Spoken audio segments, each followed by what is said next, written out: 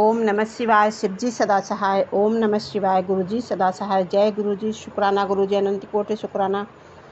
संगत जी, शिव महाप्राण रुद्र संहिता भाग 3 का 21 अध्याय है। शुक्राना गुरु पिता। शुक्राना सभी संगत का। जय गुरुजी। संगत जी, मेनका का कोप भवन में प्रवेश भगवान शिव का हिमवान के पास सप्त ऋषियों को भेजना तथा हिमवान द्वारा उनका सत्कार सप्त ऋषियों तथा अरुंधति का और महर्षि वशिष्ठ का मेना और हिमवान को समझाकर पार्वती का विवाह भगवान शिव के साथ करने के लिए कहना। ब्रह्मा जी कहते हैं कि ब्राह्मण रूपधारी शिव जी के वचनों का मेना के ऊपर बड़ा प्रभाव पड़ा और उन्होंने दुखी होकर पति से कहा कि गिरिराज, इस वैष्णव ब्राह्मण ने शिव जी की जो निंदा की है उसे सुनकर मेना मन उनकी ओर से बहुत खिन्न एवं विरक्त हो गया है। शैलेश्वर रुद्र के रूप में शील और नाम की भी कुलसित है। मैं उन्हें अपनी सुलक्षणा पुत्री कदापि नहीं दूंगी। यदि आप मेरी बात नहीं मानेंगे तो मैं निसंदेह मर जाऊंगी। अभी इस घर को छोड़ दूंगी और विष खा लूँगी। पार्वती के गले में फांसी लगाकर गहन में वन में चली जाऊंगी तथा उसे महासागर में डुबो दूंगी, परंतु अपनी बेटी को रुद्र के गले में नहीं मरूंगी। ऐसा कहकर मेना तुरंत को भवन में चली गई और अपने हार को फेंक कर रोती हुई धरती पर लौट गई। इधर भगवान शिव को इस बात का पता लगा। उन्होंने अरुंधति सहित सप्त ऋषियों को बुलाया और मेना के पास जाकर उन्हें समझाने की आज्ञा दी। शिव जी आदेश पाकर प्राप्त कर भगवान शिव को नमस्कार करके वे दिव्य ऋषि मार्ग आकाश से उस स्थान को चल दिए जहाँ हिमवान की नगरी थी। उस दिव्यपुरी को देखकर उस सप्तऋषियों को बड़ा विस्मय हुआ। वे हिमवानपुरी की परस्पर प्रशंसा करते हुए सब ऐश्वर्यों से भरे पूरे हिमवान के घर जा पहुँचे। उस सूर्य तुल्य तेजस्वी सप्तों ऋषियों को दूर से आकाश से रास्ते से आते देख हिमवान को बड़ा विस्मय हुआ। वह बोले, ये सात सूर्य तुल्य तेजस्वी मुनि मेरे पास आ रहे हैं और मुझे प्रयत्न पूर्वक इस समय इनकी पूजा करनी चाहिए। सबको सुख देने वाले हम गृहस्थ लोग धन्य हैं। इनके घर पर ऐसे महात्म्य पदार्पण किया करते हैं। ब्रह्मा जी कहते हैं, इस समय वे मुनि आकाश से उतरकर पृथ्वी पर खड़े हो गए और उन्हें देख हिमवान बड़े आदर से साथ आगे बढ़े और हाथ जोड़कर मस्तक झुकाकर सप्तऋषियों को प्रणाम करके पश्चात उन्होंने बड़े सम्मान के साथ सबकी पूजा तथा उन्हें आगे करके कहा कि मेरा गृहस्थ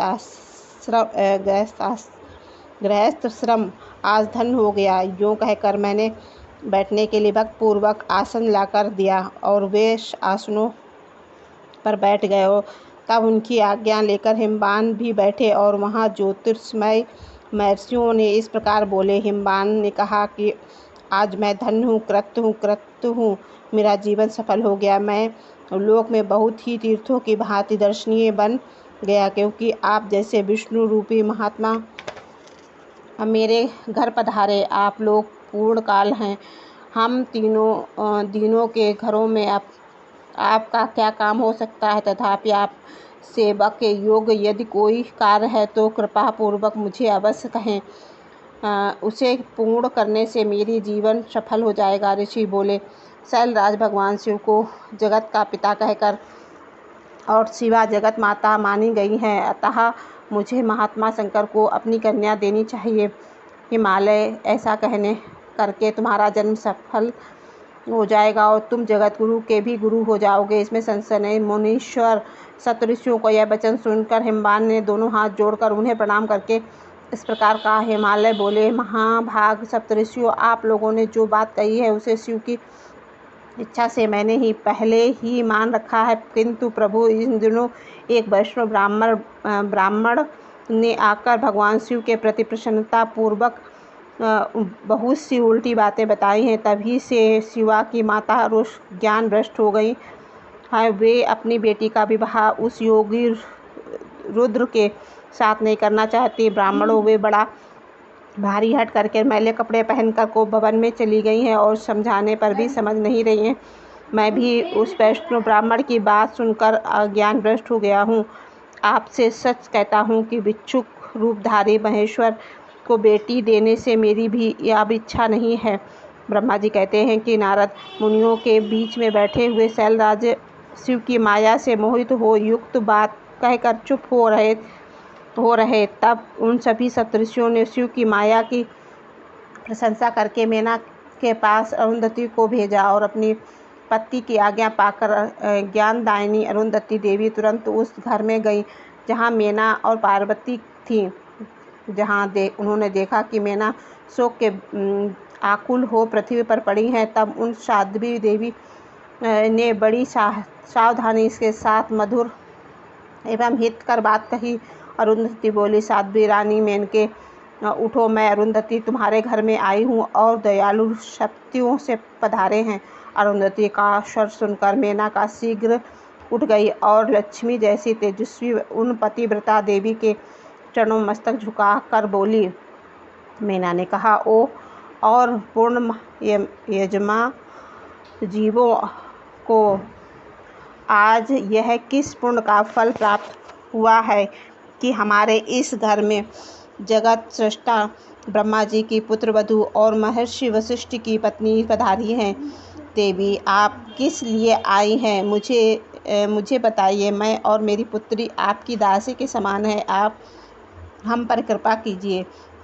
मेनका के ऐसे कहने पर साध्वी अरुंधति उनको बहुत अच्छी तरह समझाया और बुझाया। उन्हें साथ ले वे प्रसन्नतापूर्वक उस स्थान पर आए जहाँ वे सप्त विद्यमान थे। सप्तगण बातचीत में बड़े निपुण थे। उन सब ने भगवान शिव के युगल चरणों के बिंदु को स्मरण करके शैलराज को समझाया आरंभ किया। ऋषि बोले, शैलराज, हमारा शुभ कारक वचन सुनो। तुम पार्वती का विवाह शिव के साथ कर दो और संहार करता रुद्र के श्वासुर हो जाओ। शुंभ सर्वेश्वर वे किसी की याचना नहीं करते। वह स्वयं ब्रह्मा जी ने तारकासुर के विनाश के लिए एक वीर पुत्र उत्पन्न करने के उद्देश्य को लेकर भगवान शिव से यह प्रार्थना की है कि वे विवाह कर लें। भगवान शंकर तो योगियों के शिरोमणि हैं, वे विवाह के लिए उत्सुक नहीं हैं। केवल ब्रह्मा जी की प्रार्थना से ही वे महादेव तुम्हारी कन्या का पालन ग्रहण करेंगे। तुम्हारी पुत्री ने जब तपस्या की थी उस समय उनके सामने उन्होंने उनसे विवाह की प्रतिज्ञा कर ली थी। इन्हीं दो कारणों से वे योगी राज शिव विवाह करेंगे। ऋषियों की यह बात सुनकर हिमालय हंस पड़े और कुछ भयभीत हो विनय पूर्वक बोले। हिमालय ने कहा कि मैं शिव के पास कोई राजोचित सामग्री नहीं देखता हूँ। उनका ना कोई घर है, ना ऐश्वर्य है और ना कोई स्वजन या बंधु बांधन ही है। मैं अत्यंत निर्लिप्त योगियों को अपनी बेटी देना नहीं चाहता। आप लोग वेद विदाता ब्रह्मा जी के पुत्र हैं, अतः आप निश्चय ही विचार कहिए कि जो पिता काम से, मोह से, भय से अथवा लोभ से किसी अयोग्य वर के साथ अपनी कन्या कैसे दे देता, वह मरने के बाद नरक में जाता है। अतः मैं स्वेच्छा से भगवान शूलपाणि को अपनी कन्या नहीं दूंगा। इसीलिए महर्षियों, जो उचित विधान हो उसे आप लोग कहिए। मुनीश्वर नारद हिमाचल के इस वचन को सुनकर बातचीत करके निपुण महर्षि वशिष्ठ ने उनसे यूँ कहा। वशिष्ठ बोले, शैलेश्वर, मेरी बात सुनो। यह सर्वथा तुम्हारे लिए हितकारक, धर्म के अनुकूल, सत्य और इहलोक और परलोक में सुखदायक है। शैलराज, लोक तथा वेद में 3 प्रकार के वचन उपलब्ध होते हैं। शास्त्राज्ञ पुरुष अपनी निर्मल दृष्टि ज्ञान दृष्टि से उन सब प्रकार के वचनों को जानता है। एक तो वह वचन जो तत्काल सुनने में बड़ा सुंदर प्रिय लगता है, परंतु पीछे वह असत्य और हितकारक सिद्ध होता है। ऐसा सुनकर बुद्धिमान शत्रु ही कहता है कि उससे कहीं हित नहीं होता है। दूसरा वह कि जो आरंभ में अच्छा नहीं लगता है, उसे सुनकर अप्रसन्नता ही होती है, परंतु परिणाम में वह सुख देने वाला होता है। इस तरह का वचन सुनकर दयालु धर्मशील बंधुजन ही कर्तव्य का बोध कराता है। तीसरी श्रेणी का वचन वह है कि जो सुनते ही अमृत के समान मीठा लगता है और सब काल में सुख देने वाला होता है। सत्य ही उसका सार होता है, इसीलिए वह हितकारक हुआ करता है। ऐसा वचन सबसे श्रेष्ठ और सबके लिए अभिष्ट है। शैलराज, इस समय नीति शास्त्र में 3 प्रकार के प्रवचन कहे गए हैं। तीनों में से तुम्हें कौन सा वचन अभिष्ट है, बताओ, मैं तुम्हारे लिए वैसा ही वचन कहूँगा। भगवान शंकर संपूर्ण देवताओं के स्वामी, उसके पास बाह्य संपत्ति नहीं है। इसका कारण यह है कि उनका चित्त एकमात्र ज्ञान के महासागर में मग्न रहता है, जो ज्ञान नंदन और सबके ईश्वर हैं। उन्हें लौकिक बाह्य वस्तुओं की क्या इच्छा होगी। गृहस्थ पुरुष राज और संपत्ति के सुशोभित होने वाले वर को अपनी पुत्री देता है, क्योंकि किसी भी दीन दुखी को कन्या देने से पिता कन्या घाती होता है, उसे कन्या के वध का पाप लगता है। कौन जानता है कि भगवान शंकर दुखी हैं। कुबेर किनके किनकर हैं, जो अपनी भ्रूभंग की लीला मात्र से संसार की सृष्टि और संसार करने में समर्थ हैं। उन्हें गुणातीत और परमात्मा और प्रकृति से परे परमेश्वर कहा गया है। सृष्टि पालन और संहारण करने वाले, जिनकी त्रिविधि मूर्ति ही ब्रह्मा है, विष्णु और हर नाम धारण करती हैं, उन्हें कौन निर्धन अथवा कौन दुखी कह सकता है।